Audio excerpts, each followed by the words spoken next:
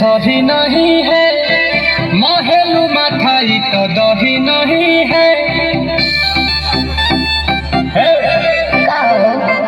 लागे मिजाज आज सही नहीं है, महलू मठाई तो दही नहीं है।